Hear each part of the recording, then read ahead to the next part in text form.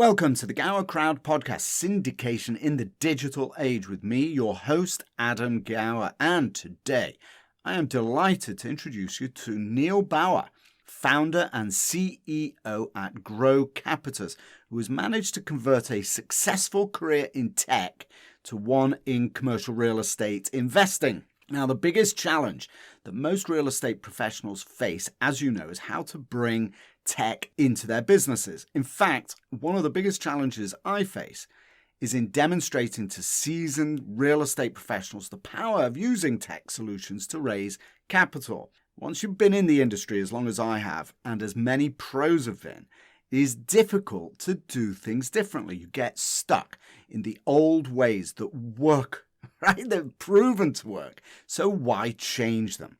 Those who do, however, migrate to the digital marketing world and the use of tech to raise money find it utterly liberating of their time. They raise more money in shorter periods of time with less effort.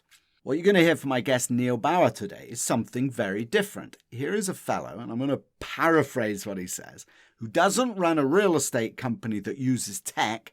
He runs a tech company that is in the real estate business. The language that he speaks is solidly one taken from his background in the tech world, and you're going to find it fascinating to hear what he has to say. You're going to learn how to create a pipeline of investor prospects by giving away something of high value for free, how to get emails opened even from cold prospects, and what cold prospects are exactly. And you'll also hear how in Neal's company, 2/3 of the employees are dedicated to marketing for capital and only 1/3 to the business of real estate. Imagine that, right? And as you are going to be learning a lot of advanced digital marketing concepts from our conversation today, I strongly recommend that you contextualize what we talk about by, if you've not already done so, watching the whiteboard workshop at GowerCrowd.com, where I walk you through the foundational structure of a world-class digital marketing system. In combination with that, and from what you hear in today's podcast, you'll be ready to jump right in and start raising even more capital online faster and more effectively than you have ever done before. It's all there at GowerCrowd.com and also on the podcast page at GowerCrowd.com, where I've also included links to Neal and to Grocapitus. All right, now it is time to hear from a tech entrepreneur who has built a tech company that leverages real estate, not the other way around. I am pleased to introduce you to Neal Bawa, founder and CEO at Grocapitus. Neal Bawa, thank you so very much for being with me today on my podcast. It's a pleasure to meet you and to see you. And I have one question that I would love to kick off with.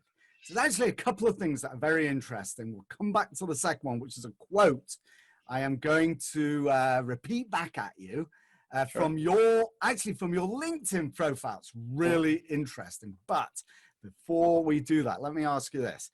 You've been in real estate since, I can tell, since 2015, but you have a very long and illustrious tech background. So how have you connected the dots between the two disciplines of tech and real estate?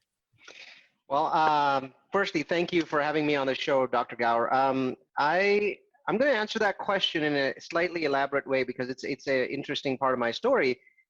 I am not in real estate. I am running a technology company that is masquerading as a real estate company.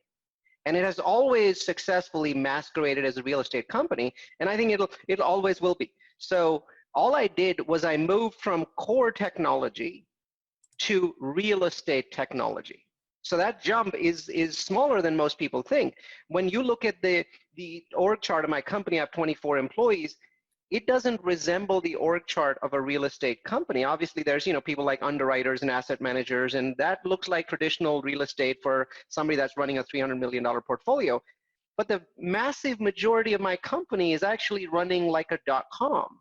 And like every .com, we have a very outsized, massive focus on eyeballs, on content development, on having 12 or 13 different incoming pipelines, both for cold leads and for warm leads. And then we have entire departments processing cold leads and turning them into warm, and processing warm leads and turning them into investors.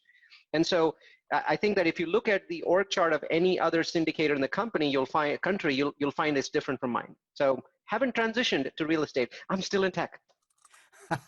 I love that, actually. And I was hoping that would be your answer. So let's drill down on that. So 15 different pipelines coming in with investors. So what are the top three? What are the three that really drive the most converted investor traffic? And when I say conversion, I don't mean they gave you their name and email address. I mean, they sent you a check. Right.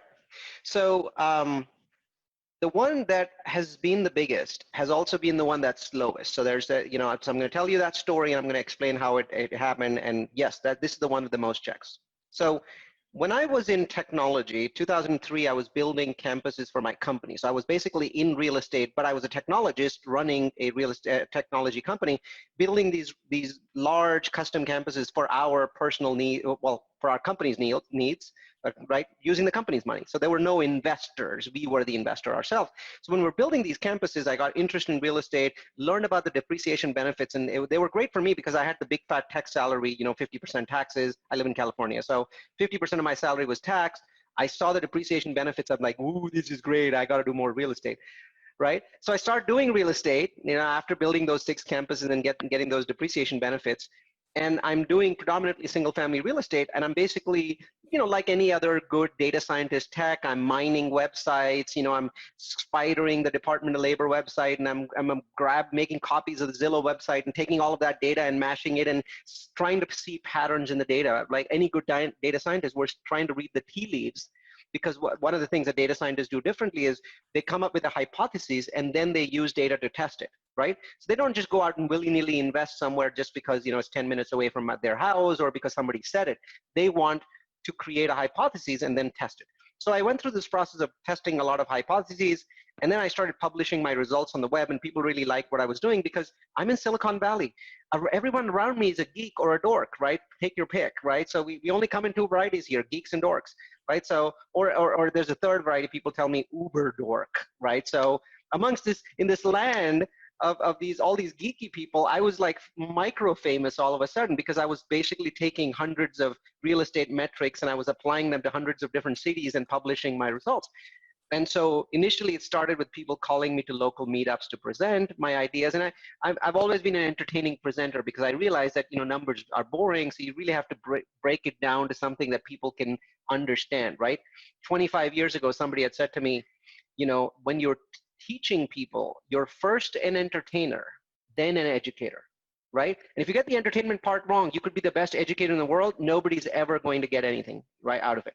So I learned that lesson well. So when I'm teaching, I'm entertaining people. So people found it fun, and so local meetups started calling me in, and then podcasts started calling me, to do podcasts. I think this is my 120th podcast that I've done. And good. Then, I'm glad I've been so high up on your list. That's right. Well, I'm going upwards, right? So moving towards quality. That's right. All right, that's I'll right. buy that. All right, yep, quantity to quality. So I did podcasts, and then people started calling me for conferences. Now, in the pre-COVID world, I would teach a conference somewhere in the United States every month. So about 12 conferences a year. Most of them are either multifamily or real estate or syndication conferences, though there's some that are outside of this realm, which are in the commercial real estate technology realm. And I have a space there. I'm an active investor. I'm a venture capitalist. So people are constantly pitching me commercial technology startups. So when I did that, when I was doing these pieces, what I realized was that no one was really publishing this content. If they had something good, they immediately went to a venture capitalist and they tried to get $100 million for it. So I said, I'm going to take the other approach, which is the Google approach. Google was giving Gmail away for free. Google was giving Maps away for free.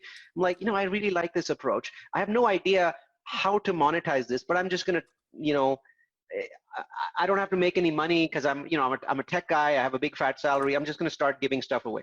So I started building toolkits and then started building courses. So I built the toolkit. I called it Real Focus. And it's a it's a data-driven but very simple methodology on how to figure out the best cities and neighborhoods in the US to invest in. And then I said, the toolkit's good, but I should actually turn it into a course, and I should give the course away for free. So I put the course on my website, and there were like 100 people taking it every year. And I'm like, no, this doesn't work well. So what I did was I gave the course away for free without having access to people's email addresses on udemy.com. So udemy.com/realfocus. And I was like, if instead of 100 people, I get 200 people a year, I'll be happy. Well, it just exploded.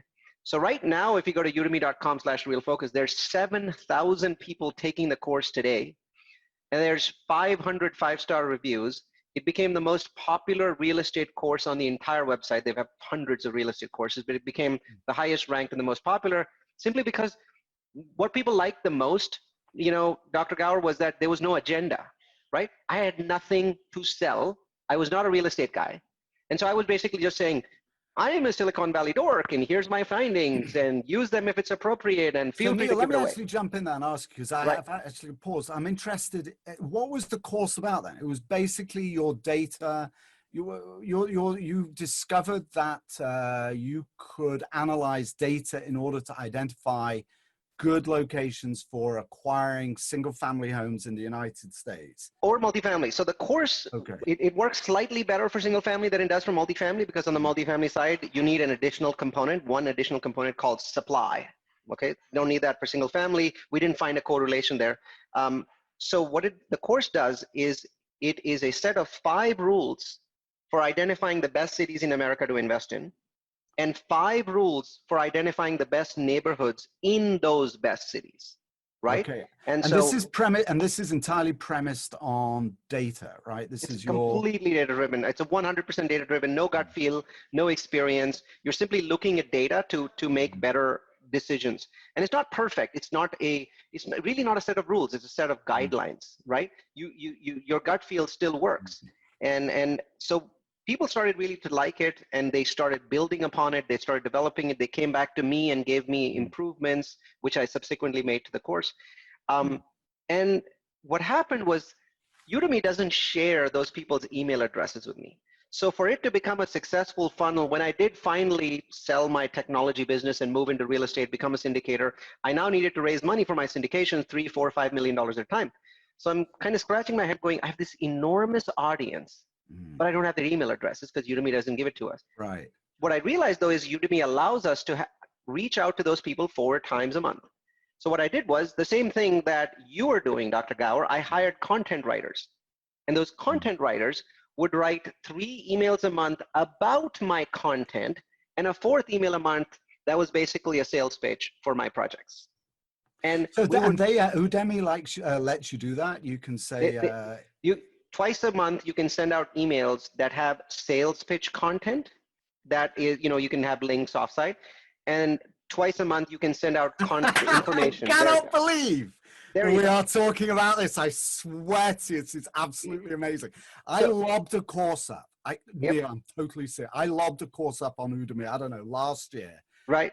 Totally forgot about it. I haven't looked at it since then. Yeah. Wow, 3,500 people. Like, where the heck did these people come from? Well, that's just the people taking it out. It's a very large audience. I haven't sent a single email. Like, what the heck? I've just been trying to figure out how to tap into that. It's unbelievable. So 4 emails, right? So 2 that can talk about your course and your content, and 2 that can talk about other stuff.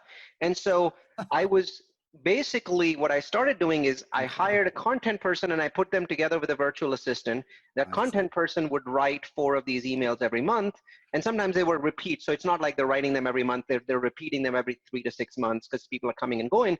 And then I've got the virtual assistant that posts them.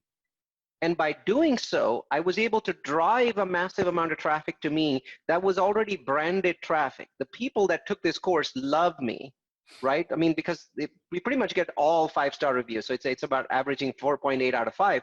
And so people love the fact that there's nothing to buy in the course. Okay, so hang on. So now let me jump in now. Yeah. So let me ask you. So what you described to me a course, and I might be wrong because this is actually a challenge that I have as well, same thing. But you described a course that teaches people how to find deals, single family and multifamily with some exclusions, right? across the country, which implies that these people are out there trying to principal deals, right? They're trying to find deals to invest in themselves, to buy themselves, to raise money themselves. But now you're sending them emails saying, hey, don't bother with that. Invest with me. How do you make that switch? How do you transition to that? Well, I didn't have to, because the course established my brand name as somebody that's data-driven for investing. And I didn't say that. I didn't say don't bother. I said, I believe everyone that took my course should be using it to buy their own properties. And if you were to come and ask me and say, should I only invest with Neal Bawa? My answer is no, that's a bad idea. My answer is that you should try both and figure out if you're the kind of person that can truly optimize properties by yourself, or are you the kind of person that wants to take a back seat? Are you the kind that just wants to buy Apple stock and sit with it for 10 years? You're not going to find that out unless you do both. And here's a course that allows you to go out and buy yourself.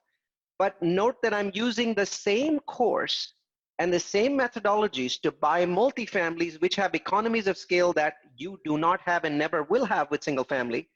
So you should look at my deals as well. So it was a very soft pitch. And even in that pitch, we were saying, but don't forget to buy your own single families, right? So it built more credibility, though it took more time. But over time, thousands of those people migrated to our webinars, our websites, our other things. You know, as you can imagine, we had lead magnets and things like that. So we were able to take an enormous audience and move them off.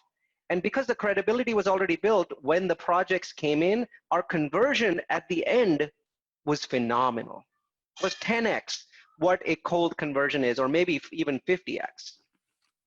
It's so absolutely they were all drinking the Neal Bawa Kool-Aid. Yeah, exactly. Well, you already built a relationship, or they built a relationship with you. Yes, I hadn't built it, with them, and a lot of them eventually would call me and talk with me and praise the fact that I didn't even have their email address, because honestly, Udemy doesn't give you email addresses, right? So I didn't have any way of contacting them except for these 4 emails. So that's my biggest, most powerful funnel. There you go. Anyone can do it. Amazing. It's absolutely fascinating. It's amazing that you should have said that. Seriously. We've just been looking into how do I tap into bloody pipeline that I've got out that I haven't even thought about before. But now let's talk about kind of regular sponsors, right? So what are the other, so this is your number one funnel.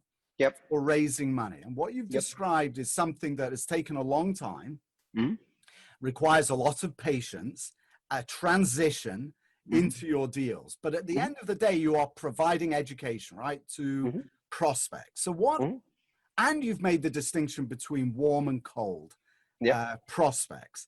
So these are all warm. Presumably you define them as being warm. Lukewarm, yeah. Well, when you invite them to invest, they're warm.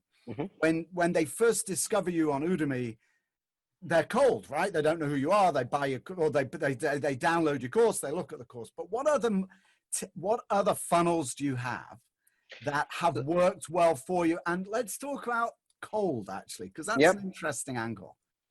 Sure. So we do both cold and warm leads, and we keep them in 2 separate databases. So we have what is known as our main database, and it has about 22,000 active people. And then we have what is known as a shadow database. A shadow database is basically cold leads or people that don't know us, and we dump massive numbers of people in there, and then we also remove them. One of the key things that we do that most people don't do is, if they're not interested, we get them out of our database, because what we find is deliverability levels for our emails go down if we let them be in there. So we're extremely Nazi. There are periods of time where our database is shrinking even though we're adding large numbers of people. That's because we have a very aggressive removal policy. If they're not interested, the last thing we want is for them to clutter our database, because we're using high quality providers like ActiveCampaign or MailChimp, and keeping people in our database costs money. What's your open rate?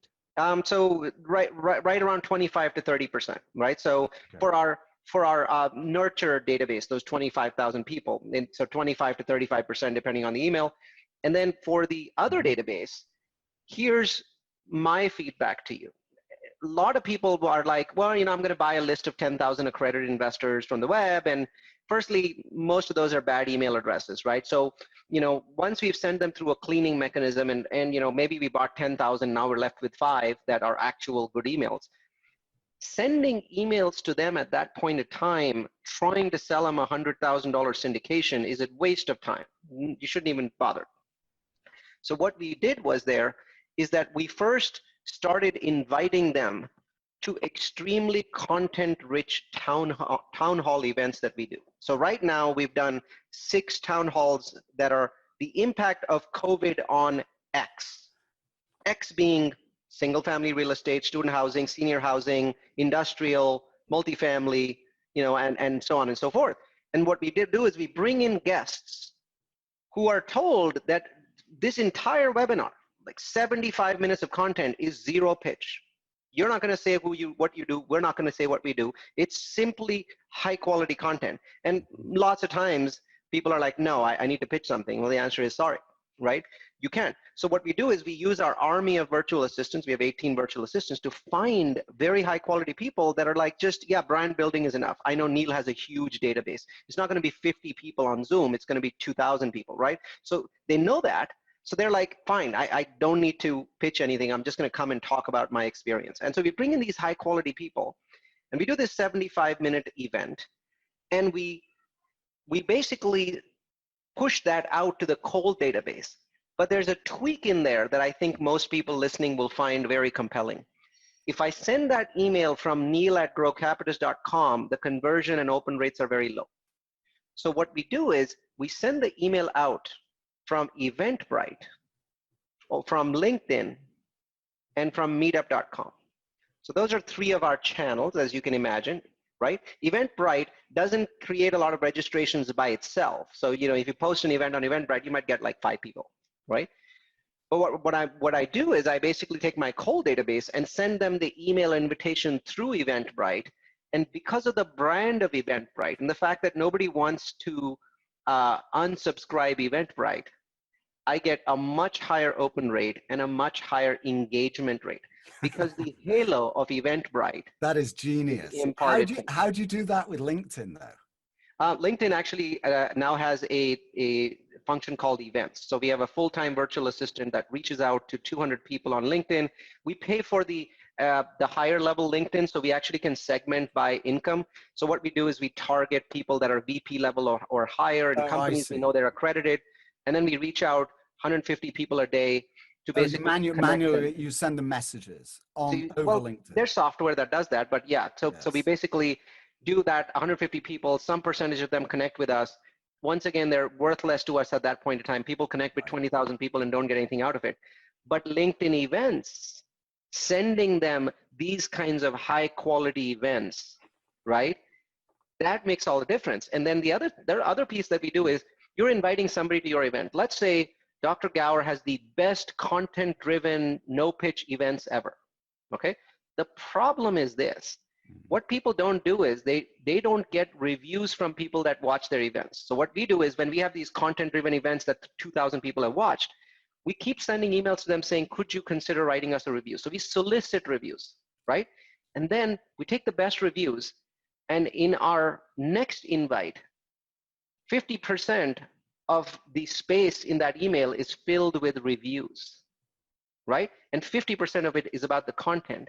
And then we keep asking people to give us Zoom video reviews, and we put those Zoom video reviews in there.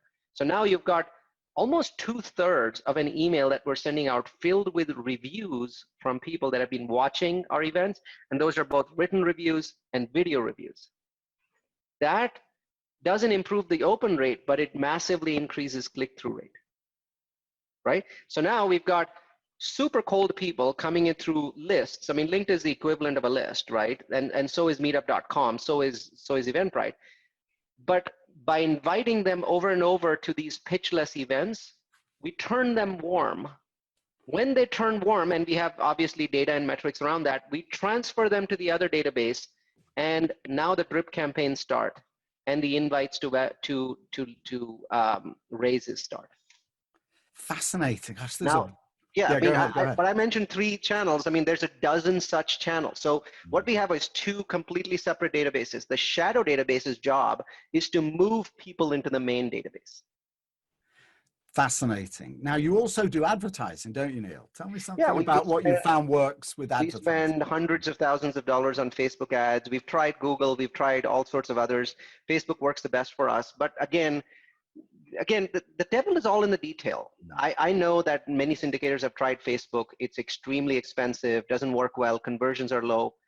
My feedback to them is, it's because you are not creating lookalike audiences of your accredited investors, right? So let's say I have 500 accredited investors that love me, right? You have to, for a moment, stop being paranoid, and you have to upload those 500 investors to Facebook as a look-alike audience. Then what we do is we basically target extremely rich areas of the United States and only run Facebook ads on those areas. So what we're doing is we're targeting for income. We're targeting for look-alike audiences. We will frequently buy a list of 1,000 MDs who may have no interest in real estate, but we upload them to Facebook as a lookalike audience. Well, now Facebook starts serving our ads to MDs. All MDs are accredited. Therefore, our click-through ratio improves.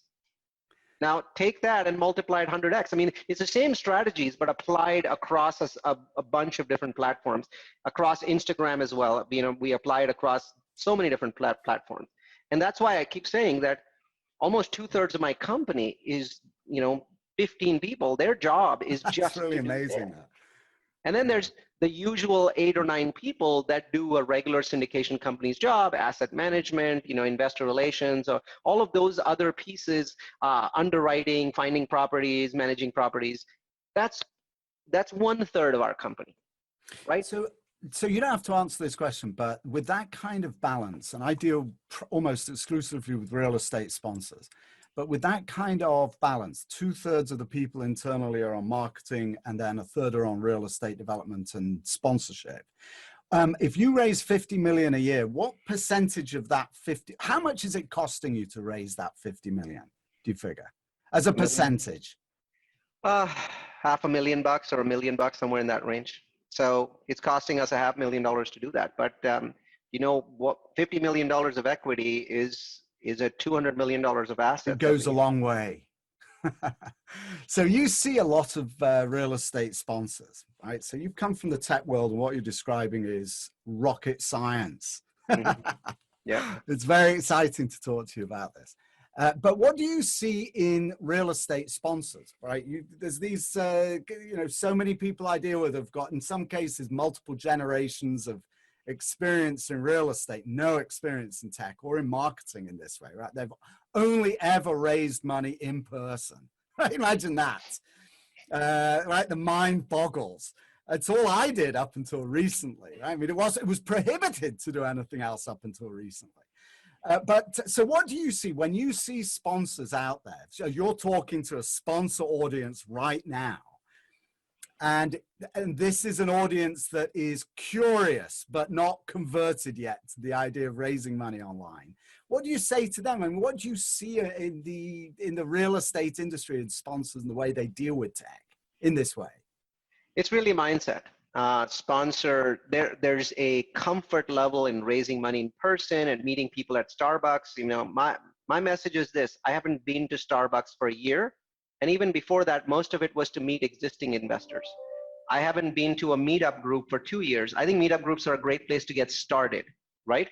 But even when you go to a meetup group, in my mind, we will have a vaccine in about 4 to 5 months. I think that 6 months from now, people will start going to meetup groups again. So, it was a one year pause, but I still think it's a great source. But when I see people doing these activities, and I'll give you online examples and offline examples, I think that there is a real lack of intent. People basically will go in and then they will expect money to happen. What we've discovered in our company is everything is done with intent. And I'll give you specific examples so you understand what the heck does this intent thing that Neil's talking about mean. But bottom line is this: you've got to make sure you understand the mindset is you can raise money online just as much as you can raise money in person. You've got to use tools. You've got to get in front of people. FaceTime matters. Look at me. I mean, I've got the background, I've got the logo, I've got all of that set up, I've got the camera with the lighting. This stuff matters a great deal, and I think people don't fully understand that, right? And also, you have to build a brand to do this online. I have a very simple brand. I mean, Mad Scientist of Multifamily. If you type that in, there's only one person you're going to find, and it's Neal Bawa. And my name itself, Neal Bawa, is a brand, right? So I have 100,000 people that know me. The process of building the brand was very deliberate. And people are like, no, I'm trying to build my brand. No. How many hours in a week do you sit down in a meeting by yourself or with other people to say, this is our brand building time? Do you have in your calendar a day which is a marketing day? You have on that day sections of your day which are like brand building activities. And are you trying a half dozen things? That's intent. That's you going out there and saying, I refuse to do anything else during this time except build a brand. And that has nothing to do with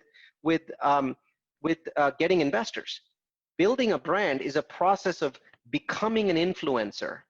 And then as you do that, then you start a separate process of bringing cold leads into that influence funnel. What I find is people don't spend enough time thinking about what is their brand? What do you care about? I care a great deal about numbers, right? I've only ever come up with one quote in my life, but that quote was, the Bible got it wrong by one letter. It is not the meek that shall inherit the earth.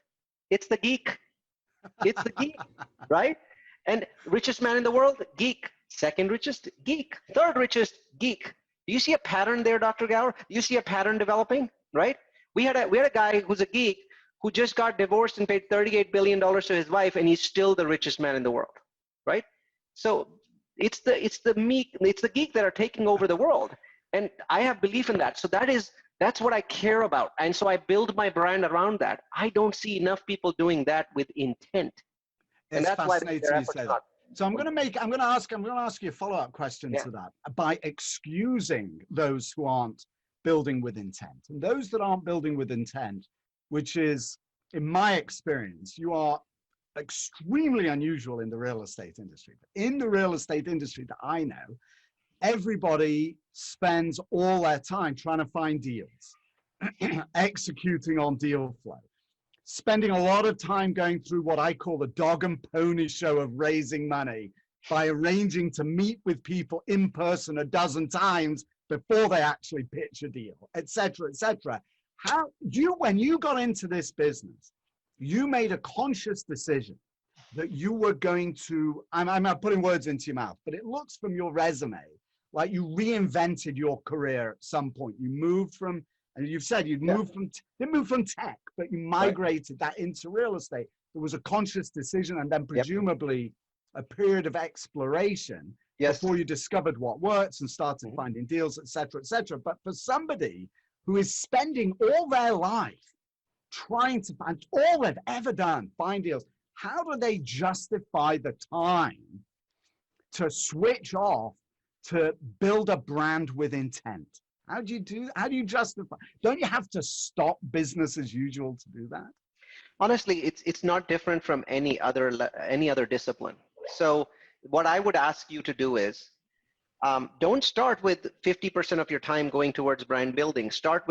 Commit to, let's say, 10%. So if you're committing to 10% of your time going on brand building, right, then what that means is all you need to do is look at your existing deal finding, deal activities, and figure out which 10% is the lowest yield and get rid of that. Because if you don't, you're in the rat race and you'll forever be in the rat race. I find a lot of people get into real estate to escape the rat race, and they never actually escape the rat race. They've just gone from a W-2 rat race to a real estate investor rat race. There's no actual difference.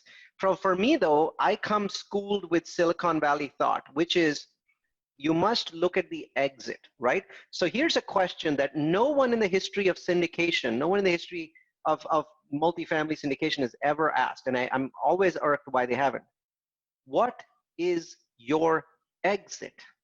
And when I ask this question, this is my favorite question to ask because it really trips up people. They're like, no, I don't have an exit. I mean, my company doesn't have any value. The value is all in my building. So if I fund a project, then I'm going to make money on that project when it sells 3 or 5 years from now. So And I look at that and I said, don't you see that as a failure? It's like, no, I'm making money. And the answer is no, it is a failure because your core company, the company that you built, the one that does these syndications, it really has no value. It has no value. If the value is all in your investor database and in your properties, well, then you can never exit, because the moment you stop doing these projects, the value of your company falls to zero. And they're like, yeah, I have to continuously do these projects. And the answer is, that is an awful thing. It's absolutely awful, because in other businesses that we run, we always have an exit in mind. We have an exit saying, I will build up my company's net profit to $20 million. I'll get a 10x multiple, so it's going to be worth $200 million. That's what my selling price is, right? I've never heard people in real estate do that. So from the very beginning, I knew that this place was structured wrong. So I have an exit in mind. And for that exit in mind, I needed to build a competency in my company so that if I could take this to a venture capital company and I could say that my company, it's called Grocapitus, my company Grocapitus will continue to make you huge amounts of money on your investment after I leave. And here's why. That's the company I wanted to build. And so my question every day is, how can this company continue to make huge amounts of money if I wasn't involved? And every day I ask myself that question, and every day that question comes back to, well, build a personal brand and then transition it into a company brand. Build a massive amount of competency and systems that have value to anyone that's a venture capital person, and then continue to pull yourself out of it to the point where you're doing nothing. And then sell it at that point. Yes, but what you're describing is the process. So my question, you've just described the process. I get that. But what is your exit? What is your exit? How do you make a 1,000x on an investment? How does a VC make 1,000x or 10,000, whatever they're looking for, by investing in your company? I understand the real estate exit. Sure. It's a very different mentality.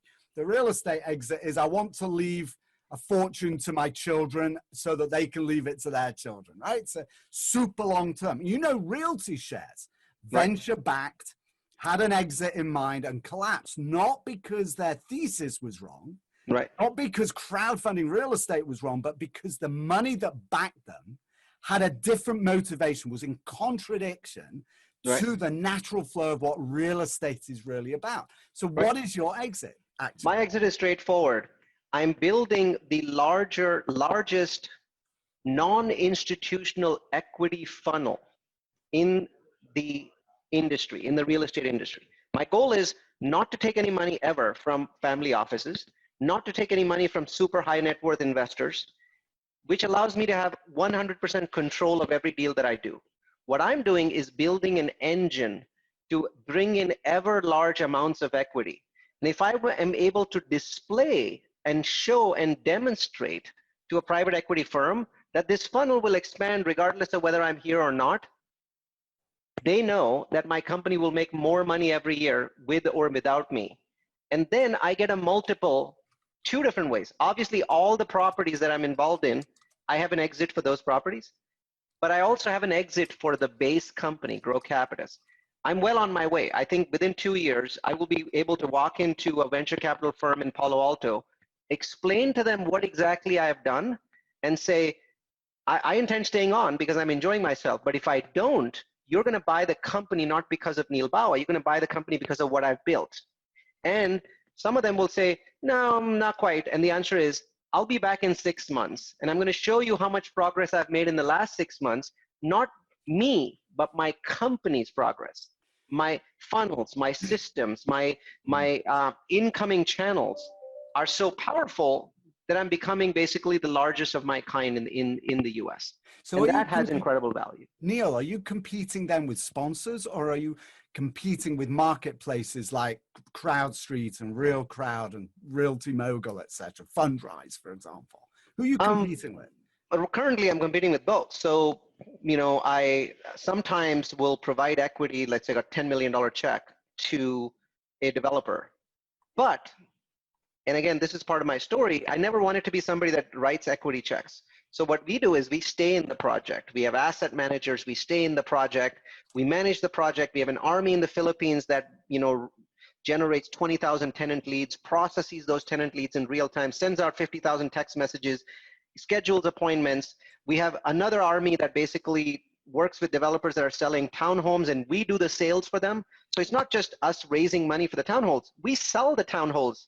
So the developer is basically just building, right? The beginning and the end is us. We build the websites to sell those. We generate the lead flow. So we build systems so that we can have developers do what they're good at, which is developing and building. And we can have syndicators do what they're good at, which is finding and managing properties. And with us adding the top layer of massive amounts of tenants coming into the property, right? So we're bringing 10x or 100x the eyeballs that they're capable of doing by themselves because they don't have the infrastructure that they've built. When I go into a venture capital firm and say, I'm the only company in the United States that has this infrastructure built, and let me show you what I did in the last 12 months with this infrastructure and how it affected my properties, that's sellable. Okay, very interesting. Yeah. So I'm not in any bucket. I'm a one-off. I do what I like, right? Because I have no one that has invested money with me. I have no backers. I am my own investor, and I intend never to change that. I do not want to take money from anybody. And obviously, you're having a lot of fun, which is the most important thing. That's the key. People ask me, how long do I stay? And the answer is, as long as I'm having fun. But there's no doubt in my mind that this is not going to be fun for me in 5 years. So unlike many people, come on, Neil, don't be so pessimistic. You're an optimist. Most people lie. Most people lie when they say that 5 years from now, they'll be having fun doing what they're doing. I think, and I know there's some different people. I was speaking to one of my peers. His name is Brian Burke. He runs Praxis Capital, well-known company, hundreds of millions of dollars. He says, Neil, I don't know how to do anything else. So this is the only thing I can do. And I said, Brian, you're blessed in one way in that it's this simple for you. But for somebody with a mind as creative as me, doing the same thing 5 years from today is a failure. So we're two different kinds of people. There's no right and wrong here. So for me, 5 years from now, either Grocapitus will do something totally unique, different, or next level, or I'll be off doing something else, where Grocapitus will either be owned by a venture capital, or the other exit, which I like equally, is I'm going to promote my managers to CEOs, and I'm going to become chairman, show up once a quarter, and take a look to see what they're doing. Right, and then all you'll do is, sit on a beach somewhere listening to music. I doubt that. I'm not much for sitting on a beach, but I'll go do something else that I find interesting. Right. All right, so I'll tell you what, Neil, you're a very interesting fellow. I'm so glad that whoever it was on your team called me. I'm really glad to meet you. It's a real pleasure. I have heard your name. Somebody actually approached me to help them build some systems for them, and they asked me, have you heard of Neal Bawa? And I thought, well, I have to confess, I had to look you up. But I'm very happy to meet you at last. It's a real pleasure. Let me, if you don't mind, let me ask you, I actually have 3 sign-off questions. And I could be more than, you say you're a busy day, I'll be happy to speak to you for the rest of the day. But I know neither of us have that time. But I would have 3 questions that I ask all of my guests. Sure. But I'm going to ask you a 4th one, if you don't mind. I'm going to start off with the 4th one. And the 4th one actually is, what have you found to be the biggest challenge finding investors? You've described what you've discovered works, but unwrap that a little bit. What is at its core, what is the hardest part of finding investors for real estate deals? That's a very challenging question for me. Why don't you ask me the others and give me a few extra seconds to ruminate? I have had very few challenges finding investors. Therefore, that question is almost it's an Achilles heel question for me, but I'll figure it out. Okay, I'll let you ruminate. I'll go then to my. Actually, I got it. Okay, perfect. But I'm going to cheat. I warned you I'm going to cheat, right? Sure. The biggest challenge with finding investors is that the massive majority of people investing in crowdfunding don't have regular funnels. So what you do is you spend an enormous amount of time and effort finding an investor, and then he gives you 50 or 100,000, and then he doesn't have money again. So the challenge is the minimum investment with syndication being 50 and 100 grand, people can't repeatedly invest. So your funnel is a very one-time funnel when you start out. Now, as you can imagine, I have already found ways around that. But when I started out, it was like, so this guy loves me, and I've spent all this time, and he gave me 50 grand and he's done, and he's probably going to come back 2 years from now and he has more money. That truly sucks. I want a subscription. I want to give me $50,000 a month. How do I do that? That was a big challenge, right? Because it's just such a huge amount of work to get an investor to get that one person through. Right. And then they give you 50 or they give you 250s, and then it's like, well, I don't have money. So how have you cracked that challenge? Well, the short answer is this. We became very, very fanatic about focusing on the very high-end salaried individual or somebody that was, high net worth. Now, when you do that, you're essentially throwing away 50, 60, 70% of your lead flow. But by targeting high net worth individuals that are high net worth and doctors and so on and so forth, we changed our pitch. We refined our pitch. So our targeting mechanisms and our hit rate became a lot better. And that allowed us to basically leave aside everybody else that's the $50,000 a year person. And I'm not saying we don't get money from those people, but we do absolutely nothing to try and get money from them, except for send out blast emails, right? We do 506C projects. We don't touch 506B.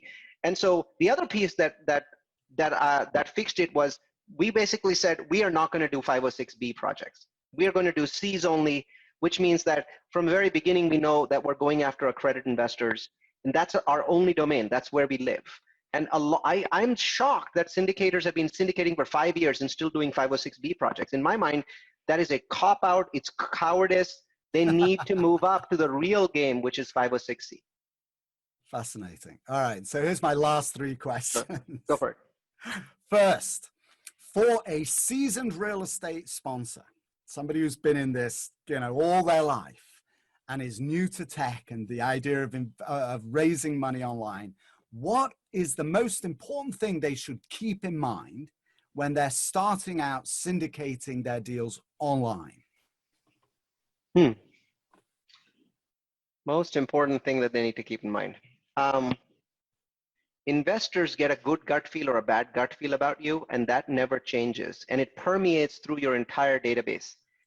The words that you use matter a great deal. So take your time, go a little bit slow.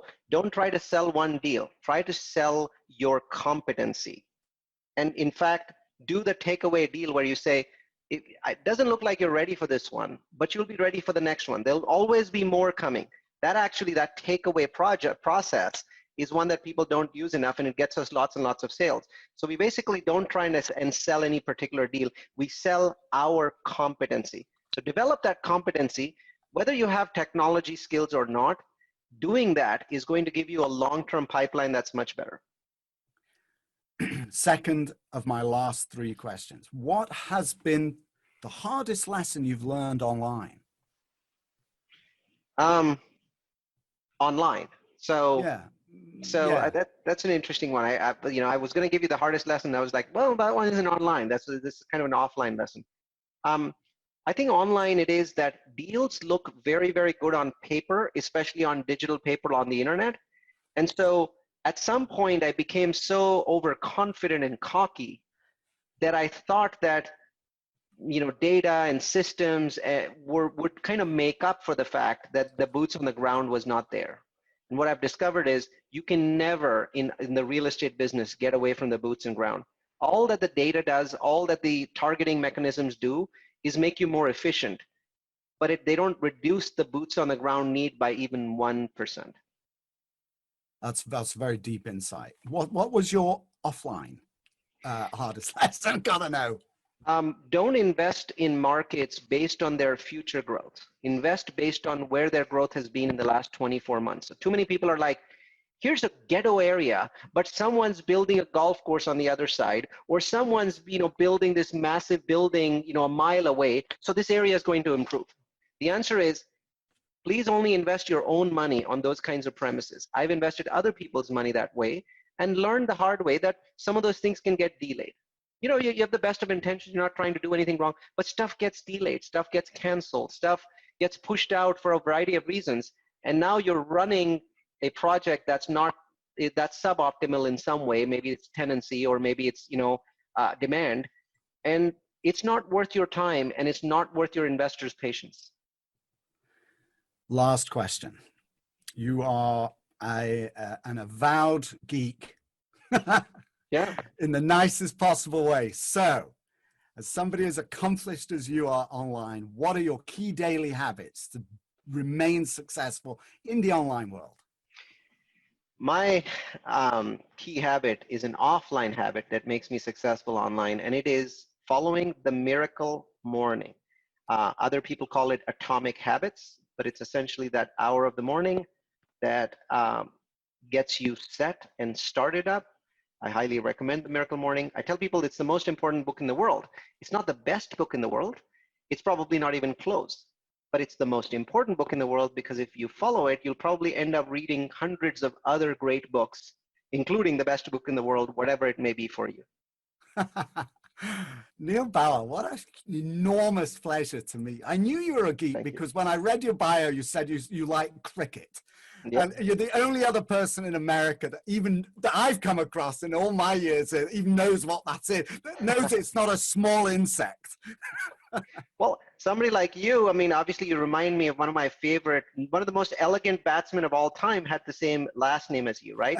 He may not be the greatest, but he was definitely one of the most elegant of all time, right? He was just fluid grace. So I was like, oh, Gower.